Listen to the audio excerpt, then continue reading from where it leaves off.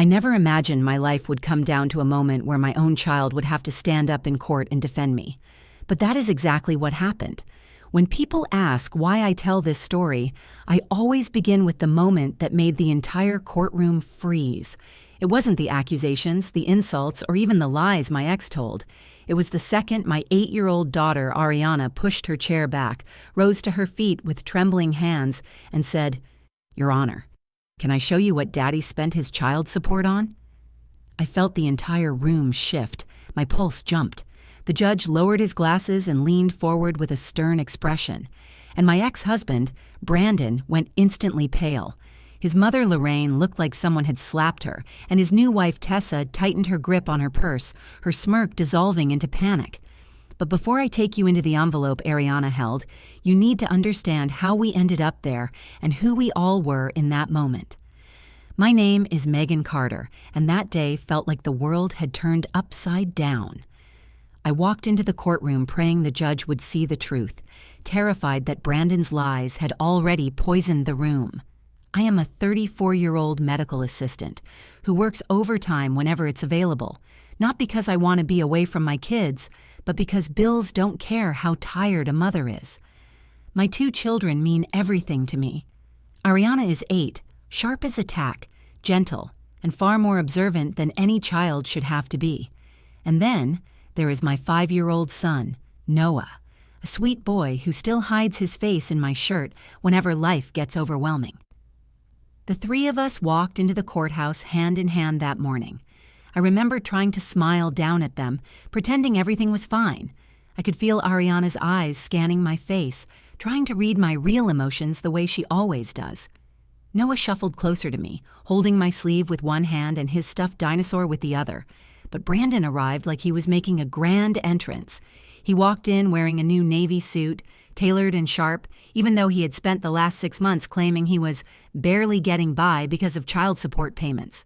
His mother, Lorraine, strutted in right behind him, chin high, her expression full of judgment. She never liked me, not even when we were married.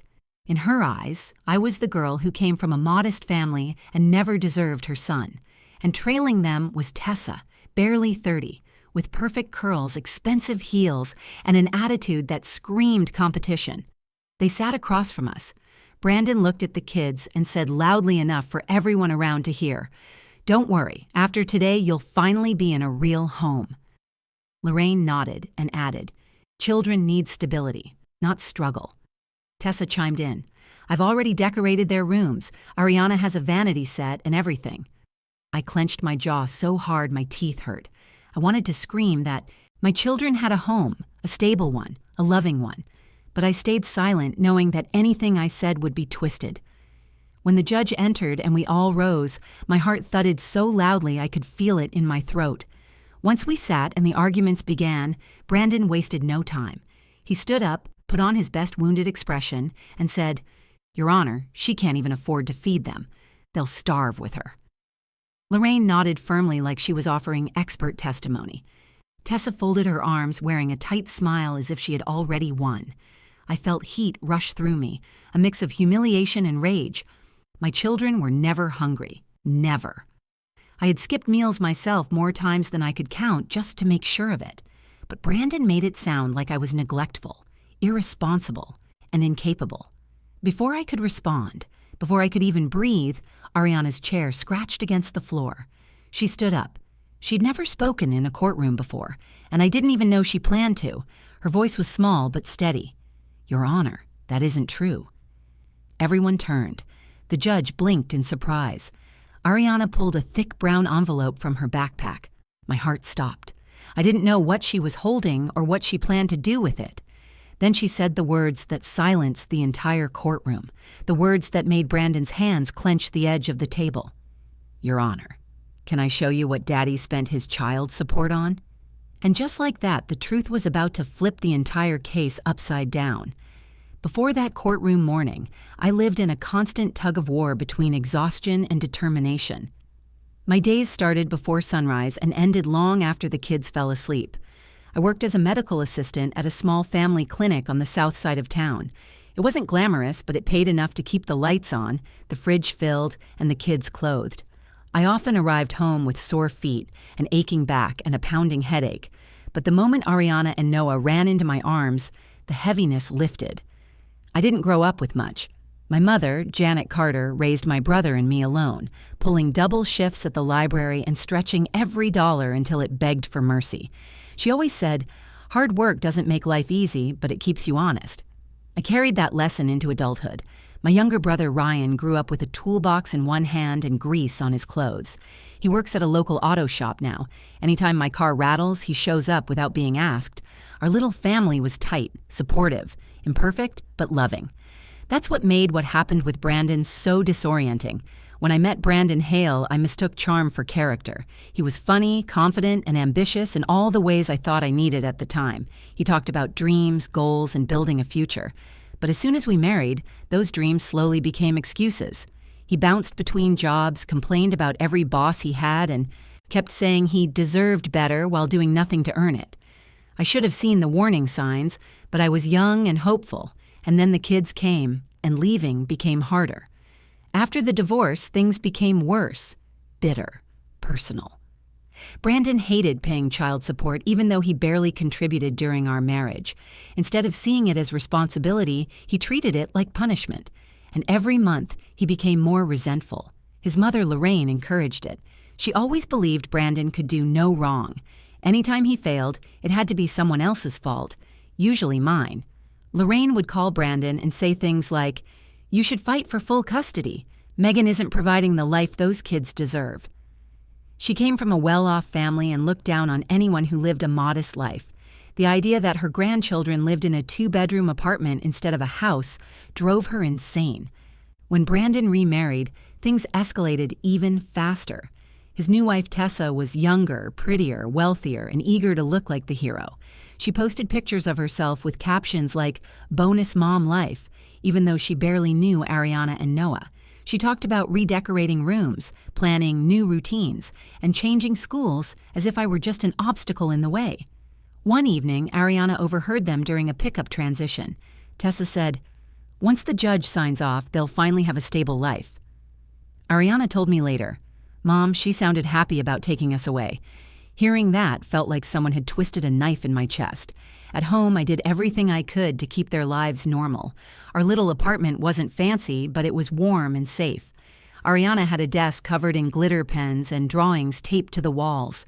Noah kept his dinosaurs lined up on his windowsill like toy soldiers.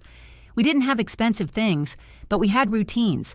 Pancakes on Saturdays, movie nights on Fridays, and our silly bedtime dance before brushing teeth. Those routines kept us grounded. They reminded the kids that no matter how rough the custody fight got, they always had a place where they were loved. But the stress crept in anyway. I noticed the way Ariana watched me when I checked grocery prices.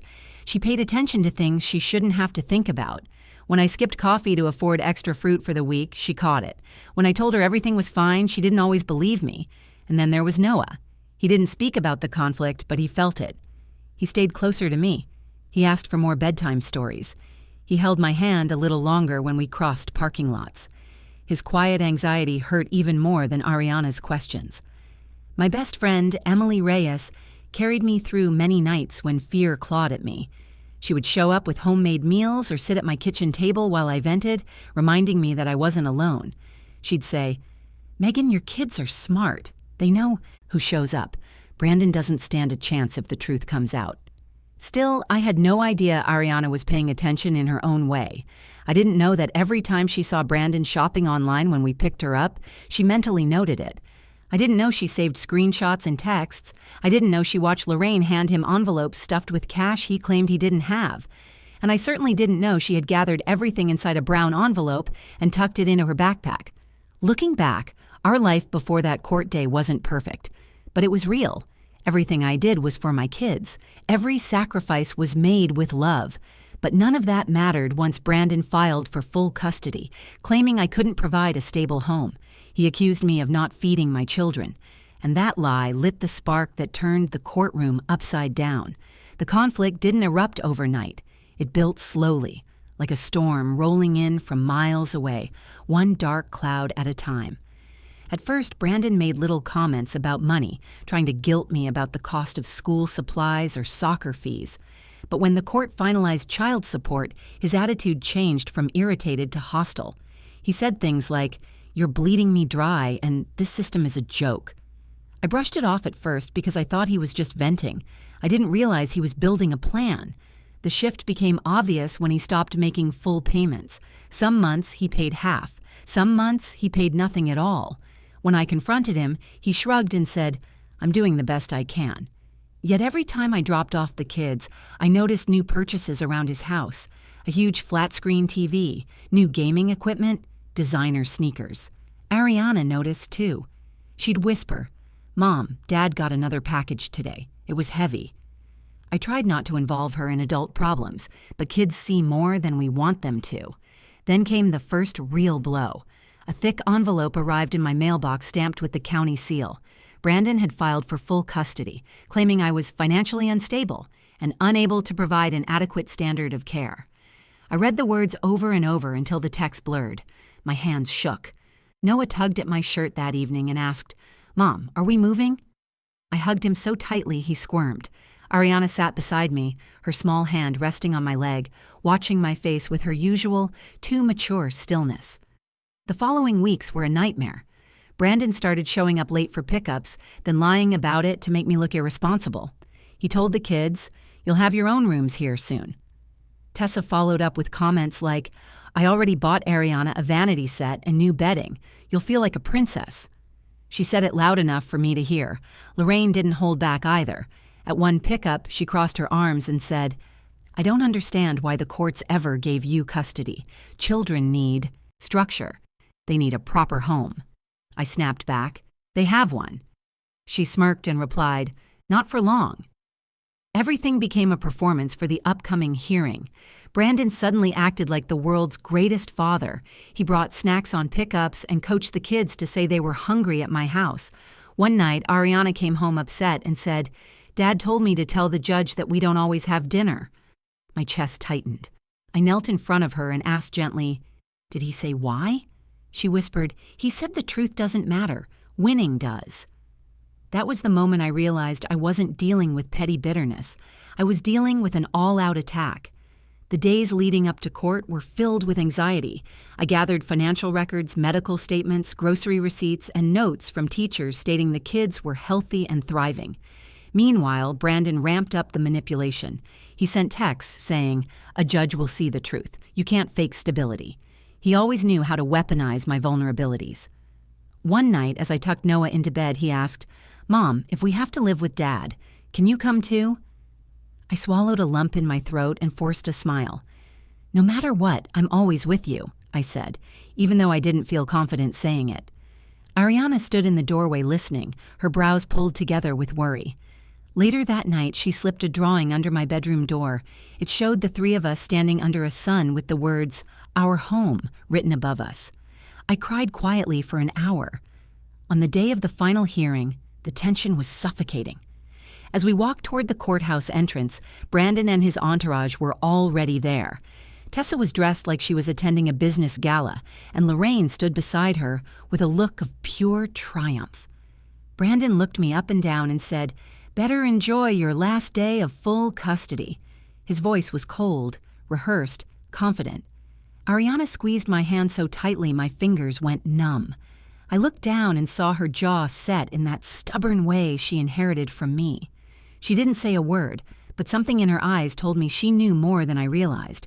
She wasn't just nervous, she was preparing. Inside the courtroom, Brandon wasted no time. He stood tall and fed the judge lie after lie. He claimed I neglected the kids, that I couldn't afford groceries, that the children appeared undernourished. Every word was a knife. Tessa nodded along, putting on a sorrowful expression. Lorraine dabbed her eyes with a tissue, pretending to be heartbroken. My throat burned. I clutched the table to keep from shaking out of pure anger. I opened my mouth to defend myself, but before I could speak, I heard the soft scrape of Ariana's chair. She stood up, and with that single action, the conflict shifted direction entirely. The moment Ariana stood up, my heart slammed against my ribs so hard it felt like it might burst. She was only 8 years old, yet she faced that courtroom with a steadiness that adults twice her age couldn't have mustered. I whispered her name, half rising from my chair, but she lifted her hand gently toward me to signal she had something she needed to say. Her small gesture stopped me cold. The courtroom fell silent. Even Brandon, who moments earlier had been confidently spouting lies, froze mid-smirk. The judge leaned slightly forward, eyebrows raised in curiosity. He adjusted his glasses and said, "Miss, do you need something?" Ariana took a breath, the kind she only took before spelling B's or piano recitals. Her voice came out soft but certain. "Your Honor, I have something important for you to see." She clutched her pink backpack tightly, the one covered in patches she had sewn herself, and pulled out a thick, brown envelope. My stomach dropped. I had never seen that envelope before in my life. Before she walked forward, she turned to look at Noah. He nodded at her with big, round eyes, clutching his dinosaur like he was guarding her.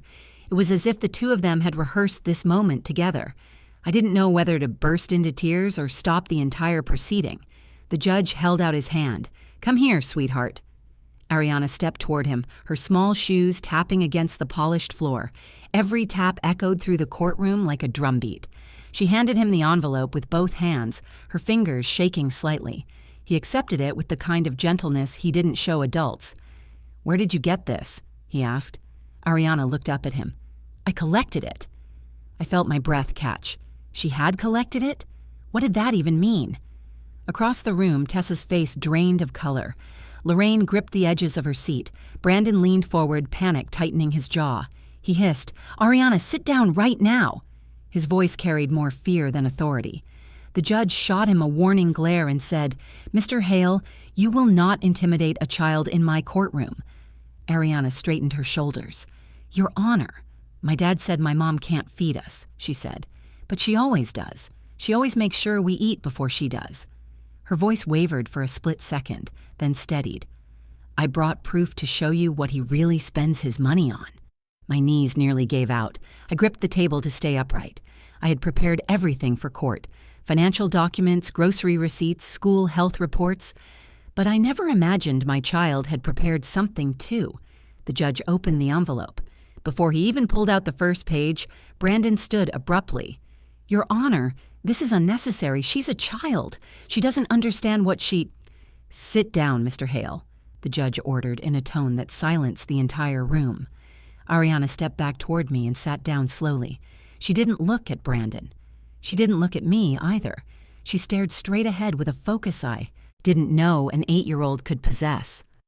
I slid my hand onto hers under the table, and she squeezed it once, hard. The judge flipped through the contents. His expression darkened by the second, and I finally understood that this was the turning point. The moment when everything we had been forced to endure was about to come to light. Brandon's attorney, a tall man named Gideon Reese, leaned forward and whispered harshly, "What did she give him?"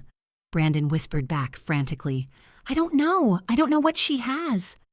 Tessa mouthed something to Brandon, shaking her head with growing panic. Lorraine, always composed, suddenly looked like she might faint. Meanwhile, the judge's face hardened. He tapped the papers on the bench and said, "Mrs. Carter, did you prepare this material?" I shook my head. "No, Your Honor, I've never seen it before." Ariana spoke up. "I did it myself." Brandon's head snapped toward her. "You did what?" His voice cracked. The judge raised a hand sharply. "Mr. Hale, one more outburst and I will escort you out of this courtroom." Brandon thudded back into his seat, breathing hard. The judge looked at Ariana again. "You gathered this because you wanted the court to know the truth?" "Yes, Your Honor," she said. "I didn't want my mom to be taken away from us for something she didn't do." A wave of emotion surged inside me. Pride, fear, love, shock. All tangled together in a knot so tight it felt like it might burst inside me. The judge turned to the bailiff. "Please make copies of every page and distribute them to both parties." Brandon was visibly sweating now. Tessa wiped her palms on her skirt. Lorraine pressed her lips so tightly together they turned white. As the documents made their way back to us, Brandon leaned toward his lawyer and whispered, "Do something." His lawyer stared at the pages, stunned. "I can't fix this," he whispered back. "Not this." And right then, I knew the case was no longer about Brandon's lies. It was about the truth my daughter had carried on her small shoulders. The turning point wasn't something I had prepared for.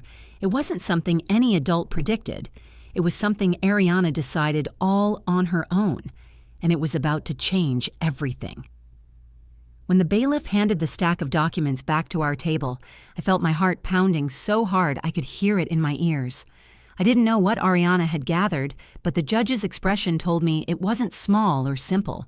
The courtroom, moments earlier filled with Brandon's confidence and Tessa's smug assurance, had shifted so drastically it felt like I stepped into a different reality. "Ariana," I whispered, leaning down to her. "What is this? What did you do?" She kept her eyes forward and whispered back, "I just told the truth, Mom." Before I could ask more, the judge cleared his throat and the room snapped back into silence. He set the papers down with deliberate care.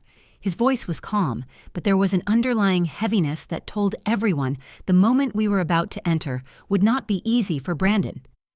"Mr. Hale," the judge began, "the evidence your daughter has provided raises serious concerns about your prior statements to this court. We will review it together, and we will do so now." Brandon shifted uncomfortably. "Your Honor, this is unnecessary. She's a child. She clearly doesn't understand context." The judge held up one page.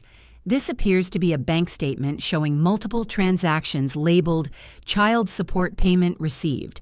These coincide with the dates you claim you were unable to pay. Do you dispute this?" Brandon's voice wavered. "I might have mixed up the dates." The judge didn't blink. "Did you or did you not receive these payments?" Brandon swallowed. "Yes, but—" "No qualifiers," the judge said sharply. "Yes or no?" "Yes," Brandon admitted, voice shrinking. Tessa covered her mouth, eyes widening as she read the photocopies in her hands. I could see her lips moving silently as she scanned each line. Then the judge picked up another page. "This appears to be a printout of online purchases totaling more than $3,000 over the past 2 months alone. Gaming consoles, designer shoes, a drone, 2 weekend hotel bookings. Mr. Hale, are these purchases yours?" Brandon opened his mouth, closed it, then sighed. "Yes." Across the courtroom, Lorraine gasped, her hand flying to her chest. She whispered, "Brandon, what have you done?" But the judge wasn't finished. He lifted the next piece of evidence, one that made my breath freeze. "This," he said, holding up a printed screenshot, "is a recording transcript submitted by your daughter. It appears to capture you stating the following: 'Child support is just bonus money. Megan can figure it out. She always does.'" The room erupted in muffled gasps. Brandon jerked forward. "That was taken out of context." Ariana sat straighter, her voice stronger than I had ever heard it. "No, it wasn't. I recorded him because he kept lying, and I didn't want him to take us away from our mom." The judge turned his gaze to her. "You recorded this yourself?" "Yes, Your Honor," Ariana said. "He was laughing when he said it." The judge nodded solemnly. "Thank you for your honesty." He returned his attention to Brandon with a glare so cold it made even me shiver. "Mr. Hale, you presented this court with accusations that the children were underfed, neglected, and living in an unstable environment. Yet the evidence shows misappropriation of child support funds, deceptive statements, and manipulation." Brandon's lawyer leaned in and whispered frantically, but Brandon shoved him away. "This is ridiculous. She's just a kid. She shouldn't even have been allowed to speak." His voice cracked with desperation. The judge slammed his gavel once. "Mr. Hale, if you continue to speak out of turn, I will hold you in contempt." The sound reverberated through the room. Then the judge took a deep breath and began reading aloud from the final document in the envelope, a date-stamped text exchange between Brandon and a friend. "What am I supposed to do?" Brandon wrote. His friend responded, "Pay your child support." Brandon replied, "Why? Megan never complains. I use the money for myself. She'd never fight me." The friend ended with, "Pretty sure that's illegal." Brandon responded with a laughing emoji. Hearing those words spoken in open court made my stomach twist. I looked at Ariana, tears gathering in her eyes, her face pale but resolute. Noah held her hand, staring at Brandon with confusion and hurt. The judge closed the file. His voice was low but firm. This court does not tolerate dishonesty, manipulation, or financial exploitation, especially when it affects the well-being of children. Mr. Hale, your behavior is appalling." Brandon bowed his head, trembling. Then the judge turned to me. "Mrs. Carter, I commend you for holding your family together under extraordinary pressure." Finally, he looked at Ariana. "Young lady, your courage today ensured the truth was heard. I want you to know you did the right thing." Ariana nodded, tears finally escaping down her cheeks. The judge reached for his gavel again. "Custody remains with Mrs. Carter. Effective immediately, we are ordering an investigation into the misuse of child support funds. Court is adjourned." The gavel struck the wood with finality. That moment, sharp, loud, and filled with truth, was when everything Brandon tried to destroy came crashing down. It was the moment my daughter's bravery changed our lives forever. When the judge struck his gavel and adjourned the hearing, it felt like the air in the courtroom shifted. The tension that had been pressing down on my chest for months suddenly lifted, replaced by a silence so deep I could hear my own heartbeat calming for the first time in a long time. Ariana squeezed my hand. Noah leaned into my side, and I realized that we had walked into this courtroom feeling cornered, but we were walking out with our heads held high. People began standing and gathering their things, but for a moment, I stayed seated, trying to process everything that had just happened. I looked at Ariana, who was wiping her cheeks with the back of her hand. She wasn't crying out of fear. She was crying out of release. Relief. Courage finally settling after being carried for far too long. I pulled her into my arms, and she clung to me tightly. "Mom," she whispered, "I didn't want to lose you." I swallowed hard. "You were never going to lose me," I said, though my voice cracked. "I just didn't know you were carrying all of this." Ariana nodded. "Dad kept lying, and everyone believed him. I didn't want the judge to think you were a bad mom." Her small voice broke my heart and healed it at the same time. Noah wrapped his arms around both of us. "I don't want to live in 2 houses anymore," he whispered, his voice trembling. I hugged him back and said, "You don't have to go anywhere you don't feel safe." When we finally stood up to leave, Brandon was still in the courtroom, hunched over the table with his head in his hands. His lawyer was speaking to him in a low voice, but Brandon wasn't responding. Tessa stood a few steps away, her face stiff, her confidence gone. She glanced at us briefly, then looked away like she didn't know how to process the truth.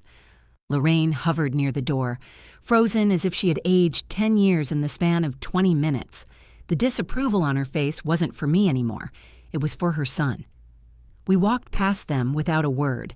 Brandon didn't look up. For the first time since I had known him, he looked small. Not cruel, not manipulative, not victorious. Just small. Outside the courtroom, my mother Janet was waiting in the hallway with her hands clasped tightly in front of her chest. When she saw us, her face softened with relief.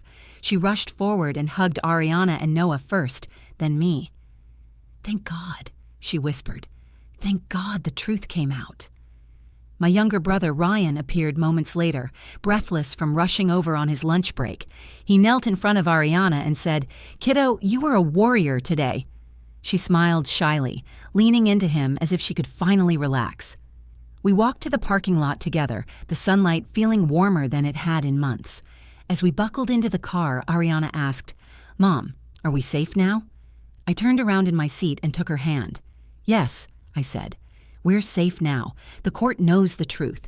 They know who's been hurting us." She looked down at her lap. "I didn't think anyone would believe me." I shook my head gently. "You didn't just tell the truth. You showed it. That takes bravery most adults don't have." As we drove home, the kids talked quietly in the back seat. Noah held his dinosaur, humming to himself, while Ariana stared out the window with a peaceful expression I hadn't seen in months. It struck me that children carry burdens silently until they finally break under the weight. The fact that Ariana felt she had to collect evidence was both heartbreaking and awe-inspiring. She shouldn't have had to do it, but she did it because she was tired of the lies. Later that evening, my best friend Emily came over with a casserole she had probably thrown together in a hurry. She hugged each of the kids and sat next to me on the couch. "So, how did it go?" Ariana answered before I could. "I won," she said proudly, then paused. "Well, Mom won, but I helped." Emily's eyes widened in admiration. "You did more than help. You saved the day." After dinner, once the kids were tucked in and sleeping peacefully, for the first time in weeks, I finally allowed myself to exhale. I stepped outside onto the small balcony and looked up at the night sky. The cool air settled around me, carrying the weight of the last few months away inch by inch. I realized something in that moment. Brandon's lies didn't break me. They pushed me to become stronger, and they showed me something I never expected, that my children were watching everything. They saw my sacrifices. They saw my efforts. They saw my love. And Ariana, in her own brave way, made sure the world saw it too. The aftermath wasn't just about winning custody. It was about reclaiming our peace, our home, and our dignity. It was about understanding that truth doesn't always shout. It sometimes speaks in the voice of an 8-year-old girl holding a brown envelope. As I stood there, I felt something I hadn't felt in months: hope. In the end, this story wasn't just about a courtroom or a custody battle. It was about truth. It was about the courage of a little girl who refused to let lies define her family. And it was about learning that no matter how loud someone's accusations are, honesty has a way of cutting through everything. When I look back at that day, I don't remember the fear anymore. I remember Ariana's small voice standing up for what was right. I remember Noah holding her hand. I remember walking out of the courthouse with my children beside me, knowing that we had weathered something heavy together. And I remember feeling a strength inside me that I didn't know I had until life forced me to find it. If you've ever felt underestimated, dismissed, or painted as the villain in your own story, I hope this reminds you that the truth does not need permission to stand. It just needs a moment. And sometimes it needs someone brave enough to speak it. Thank you for watching and for being part of this journey. If this story moved you, inspired you, or kept you holding your breath until the end, please take a moment to like the video, share it with someone who needs to hear it, leave a comment below, and subscribe to the channel for more powerful stories. Your support helps these stories reach others who may feel alone in their struggles. I'll see you in the next video.